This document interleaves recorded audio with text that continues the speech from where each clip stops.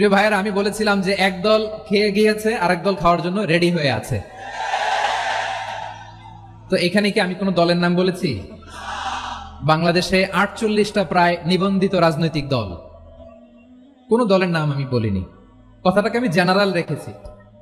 দায়ীদের বৈশিষ্ট্যই এটা, দায়ীরা জেনারেলি কথা বলে, যার যেই মেসেজ নেয়ার তারা সেখান থেকে নিয়ে নেয়।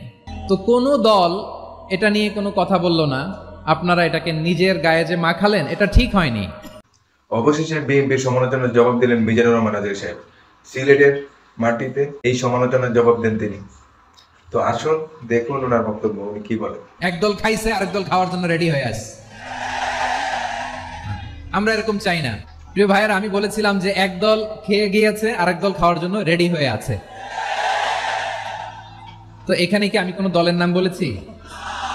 বাংলাদেশে 48টা প্রায় নিবন্ধিত রাজনৈতিক দল, কোন দলের নাম আমি বলিনি। কথাটাকে আমি জেনারেল রেখেছি। দায়ীদের বৈশিষ্ট্যই এটা, দায়ীরা জেনারেলি কথা বলে, যার যেই মেসেজ নেয়ার তারা সেখান থেকে নিয়ে নেয়।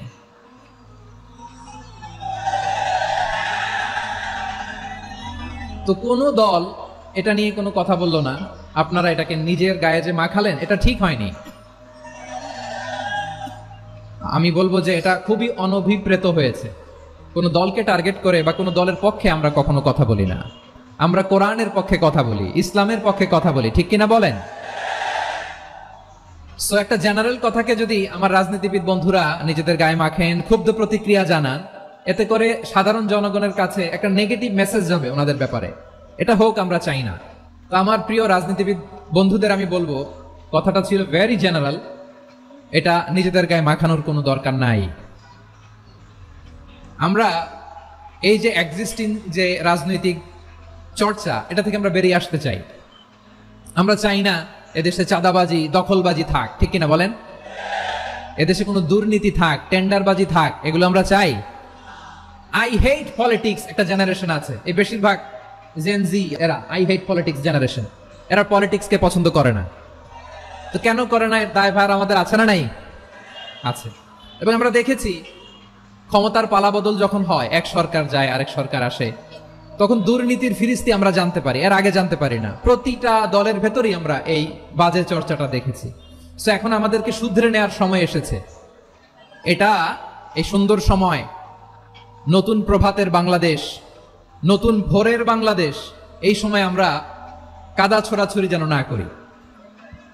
আমাদের শপথ নেওয়ার সময় এসেছে। প্রতিটি দল, নিবন্ধিত 48টি, সবগুলো দলের এখন শপথ নেওয়া উচিত যে আমরা কোনোদিন আর চাঁদাবাজি করব না, টেন্ডারবাজি করব না, দখলবাজি করব না। আমরা সবসময় দেশের পক্ষে থাকবো, সবসময় দেশের পক্ষে থাকবো। সেই কথাগুলো ছিল ভেরি জেনারেল। যে কথাগুলো আমরা জেনারেলি বলি, এগুলো জেনারেলি আপনারা নিবেন। আমার রাজনীতিবিদ বন্ধুদের কাছে এটাই আমার কামনা। আর এই জাতীয় বার্তা যখন আমরা দেই, তখন যদি আপনি বলেন যে পারলে রাজনীতিতে আসেন, পারলে দল করে দেখান, এটা হইল? আমি কি এরকম কোনো কথা বলেছি? না। আমি একজন মুফাসসিরে কোরআন, আমি একজন আলেম, এর বাইরেও আমার সবচেয়ে বড় পরিচয় আম আ সিটিজেন অফ বাংলাদেশ। আমি বাংলাদেশের একজন সাধারণ নাগরিক। আমার দেশের যে কোনো সমস্যা, যে কোনো ইনকনসিস্টেন্সি, অসঙ্গতি নিয়ে মত প্রকাশের স্বাধীনতা আমার আছে না নাই? আপনারাই তো বাক স্বাধীনতার কথা বলেন, ফ্রিডম অফ স্পিচের কথা বলেন, বাক স্বাধীনতার কথা বলেন। আপনারাই যদি আবার কোনো মন্তব্যের কারণে বলেন যে রাজনীতির মাঠে আসেন, দল করেন, দেখি কতটুকু পারেন, এটা ঠিক হবে না।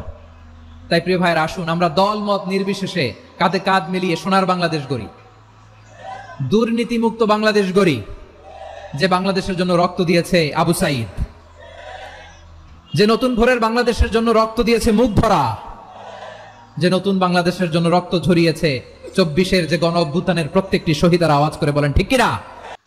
দেখলেন তো উনি কি বললো। অতএব আপনারা কথাটাকে বুঝবেন, তারপরে সেটা নিয়ে সমালোচনা করবেন। ওনারা হচ্ছে আলেম, ওনারা যেটা বলবে সেটা হচ্ছে সবার জন্য, সেটা থেকে সবাই শিক্ষা গ্রহণ করার চেষ্টা করবে। তো বন্ধুরা, মিজানুর রহমান আজহারী সাহেব ঠিক বলছেন কিনা অবশ্যই কমেন্টে জানাবেন, এবং চ্যানেলটা সাবস্ক্রাইব করে দিবেন, ভিডিওটা শেয়ার করে সবাইকে দেখার সুযোগ করে দিবেন। ধন্যবাদ, আল্লাহ হাফিজ।